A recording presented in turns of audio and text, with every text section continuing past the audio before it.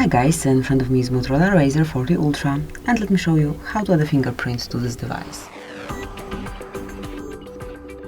First, unroll the list of all apps and go to Settings. Then find and select Security and Privacy, and now click on Device Lock. Here click on Fingerprint, provide your pattern if you already have one, and if you don't, you will have to create a new one.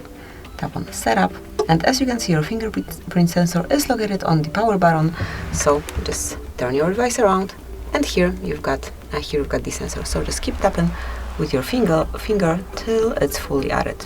Lift your finger up, then place it on the sensor, and just do it all over again till your fingerprint is fully added.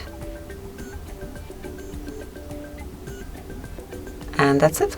That will be all. From now on, you can unlock your device with this fingerprint only. Thank you for watching. Please subscribe our channel and leave the thumbs up.